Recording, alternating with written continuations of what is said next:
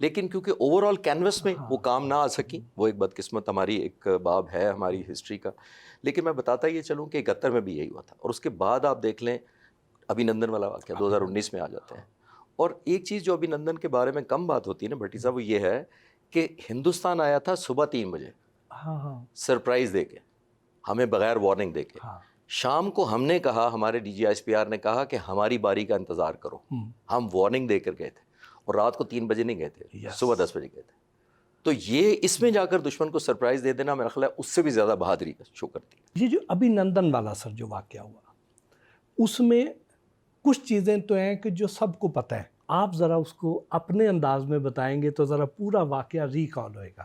کہ دیکھیے ہم ہندوستان سے ایئر فورس سے نیومیریکلی ہمیشہ کم تر ہیں اور رہیں گے، کیونکہ ہمارا ڈیزائن ایسا نہیں ہے. ہم نے ریجنل ہیجمنی نہیں کرنی، ہم نے ریجنل ڈومیننس نہیں کرنی، ہم نے اوور پاور نہیں کرنا کسی چھوٹے ملک کو.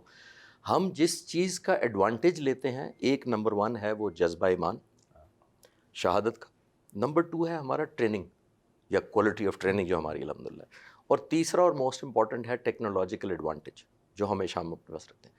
ہندوستان کا میں حیران ہوں، اس وقت بھی انہوں نے MiG 21 جہاز بھیجا، اس وقت تقریباً وہ 70 سال پرانی ٹیکنالوجی ہے. اور اسی مہینے میں جو ستمبر شروع ہوا ہے، ان کے جو آخری 2 اسکواڈرن تھے ہندوستان ایئر فورس میں وہ گراؤنڈ ہو رہے ہیں، کیونکہ ان کو فلائنگ کافن کہنا شروع ہو گئے تھے ہندوستانی سارے، کیونکہ بیوائیں بناتا تھا وہ، یعنی پائلٹ چلے جاتے تھے اور پیچھے بیوائیں چھوڑ جاتے تھے. تو اب اس جہاز کو بھیجا گیا. دوسری طرف سے ہمارے اسٹیٹ آف دی آرٹ جتنے ہمارے پاس بیسٹ ویپن تھے، JF-17 تھے، F-16 تھے، ہمارے ایئر بورن ارلی وارننگ اور جیمرز بھی پیچھے تھے. یعنی کہ کہنا میں یہ چاہ رہا ہوں کہ ہم اس وقت بھی ایک انٹیگریٹڈ فورس کی طرح گئے تھے، کیونکہ ہمیں پتا تھا کہ ہم وارننگ دے چکے ہیں ہندوستان کو، بتا کر جا رہے ہیں، دن دہاڑے جا رہے ہیں، تو ہمیں ریزسٹنس ملے گی. ہم نے کمپلیٹ ایک ایئر سپریورٹی کی سچویشن اپنے حق میں کرنی تھی، تب جا پاتے تھے. اور ہم نے وہاں پہ جا کے ان کا بریگیڈ ہیڈ کوارٹر ہم نے لاک کیا، ان کے کوئی انڈین چیف آئے ہوئے تھے اس دن، ان کے بریگیڈ کمانڈر آئے ہوئے تھے. اور یہ دیکھیے کہ ہم نے اس سے پہلے مراجز جو جہاز ہم نے بھیجے تھے، تقریباً 6 اسٹرائک کی ڈیپ ان سائڈ جا کر. میں بھی اس جہاز کو اڑا چکا ہوں، تقریباً 1000 میرے بھی اس پر گھنٹے ہیں. تو وہ زبردست جہاز ہے اسٹرائک کے لیے. ہم نے وہ بھیجا اوفینس کی نظر سے، لیکن ہم نے پھر اپنا ڈیفینس پیچھے تیار کیا ہوا تھا کہ جب ان کے پیچھے آئیں گے ہندوستانی جہاز، تب ہم ان کو انگیج کر کے آبویسلی شوٹ ڈاؤن کریں گے. پہلے جب، اور آپ نے دیکھا ہوگا اس زمانے میں ہمارے ڈپٹی چیف آف آپریشنز نے وہ ویڈیو بھی ریلیز کر دی تھی کہ ہم نے مارنا یہاں تھا، نشانے پر بھی تھا، لیکن بام ہم نے آف سائڈ کر کے پھینکا. وہ دیکھا ہوگا آپ نے. وہ میسج دینا تھا کہ ہماری کیپیبلٹی کو انڈر ایسٹیمیٹ مت کرو. لیکن اسی مشن میں شاید یہ ابھی نندن کا جو واقعہ تھا، یہ اس کو میں قصور اور اس طرح کم گنتا ہوں کہ وہ ٹریپ اس طرح کیا گیا تھا، اس کو اس طرح کیا گیا تھا کہ ہمارے سارے جہاز اس پہ عمل کر رہے تھے.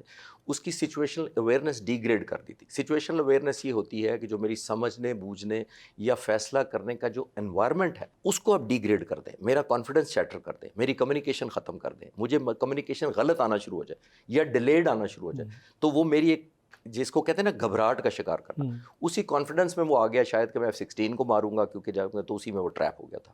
اور یہ ایک چیز جو آپ کے ویورز کو شاید پہلی دفعہ میں بتانے لگا ہوں، وہ یہ کہ آج تک ابھی نندن نے خود کلیم نہیں کیا کہ میں نے F-16 مارا تھا. انڈین ایئر فورس اس کو میڈل بھی دے چکی ہے. میں جتنا فالو کیا ہے ہندوستان کا، اس نے خود نہیں مارا. میں اس کی رسپیکٹ کرتا ہوں اس سینس میں کہ اس نے خود آج تک کلیم نہیں کیا. ہندوستان ایئر فورس نے بہت زیادہ شور مچایا کہ ہم نے F-16 مارا ہے، لیکن میں کہتا ہوں کہ اس کا اپنا ویڈیو انٹرویو کبھی ابھی نندن کا بھی ریلیز کریں کہ میں نے مارا ہے. وہ خود نہیں کبھی کلیم کرتا اور نہ مارا ہے ظاہر. اور وہ تو ظاہر ہے بڑے گنے چنے جہاز ہوتے ہیں. آج تک کہیں پہ انٹرنیشنل میڈیا نے یا امریکہ نے دوسرے اور ممالک نے کبھی یہ بات ہی نہیں کی.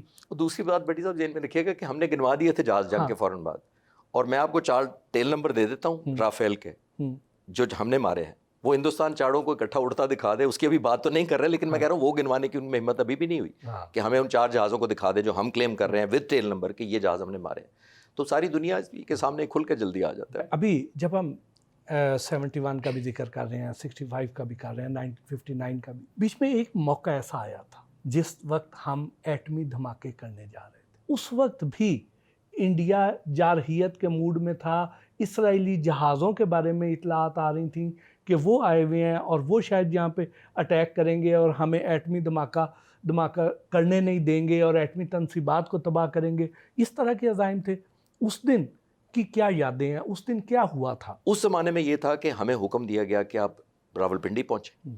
اس زمانے میں فائٹر جہاز وہاں نہیں ہوتے تھے، ٹرانسپورٹ اور دوسرے جہاز ہوتے تھے، تو ہم نے پوچھا کہ کیوں، تو پتہ لگا کہ ہم نیوکلیر بام بنا رہے ہیں، ہماری ایک نیوکلیر لیبارٹری ہے وہاں پر جس کو پروٹیکٹ کرنا ہے. اور پشاور اور کامرا سے کیوں نہیں ہو سکتی تھی؟ کیونکہ وارننگ بہت تھوڑی تھی کہ اگر کشمیر ویلی سے اگر دشمن آتا تو وہ 2 یا 3 منٹ میں حملہ آور ہو سکتا تھا نیوکلیر پلانٹ پر. اس لیے ہمیں پنڈی سے وہ ڈیوٹی کرنی پڑی.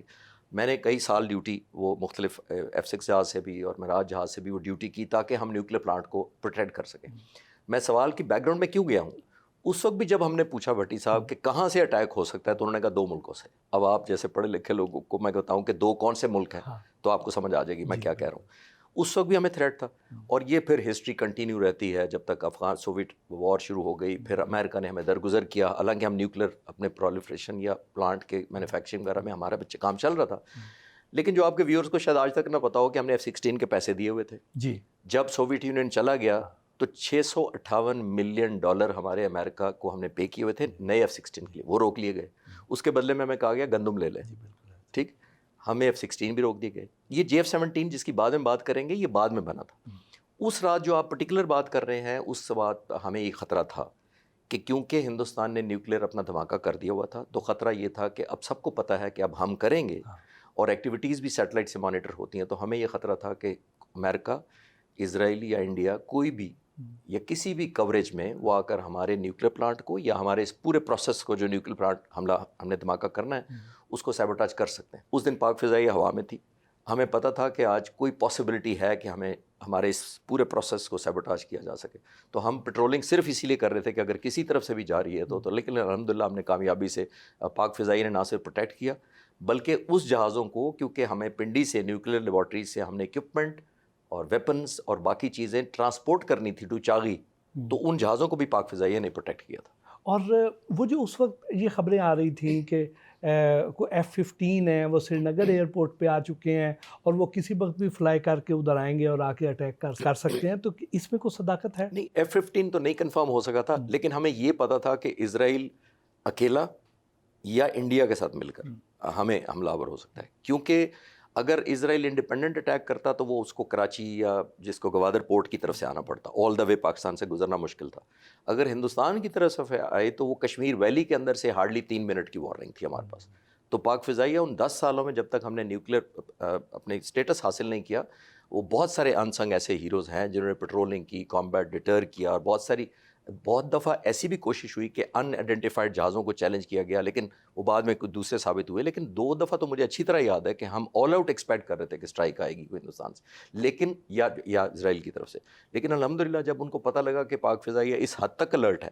اور ایک اور آخری بات اس سوال کے جواب میں یہ کہتا چلوں کہ یہ بچا کیسے نیوکلیر پلانٹ. میں آپ کے نوجوانوں کو یہ بتاتا ہوں کہ جب آپ دشمن کو بھٹی صاحب یہ کہہ دیتے ہیں نا کہ اگر ہم سے قیمت لوگے تو اس سے زیادہ قیمت خود دو گے تو آپ پہ کوئی حملہ نہیں کرتا. اسرائیل کو یہ پاکستان نے کلیئر کیا ہوا تھا کہ قیمت آپ کو بھی پھر اسی طرح کی دینی پڑے گی. یہ بغداد والا اٹیک نہیں ہوگا کہ عراق کے نیوکلیر پلانٹ پر حملہ کیا یا ایران کے نیوکلیر پلانٹ.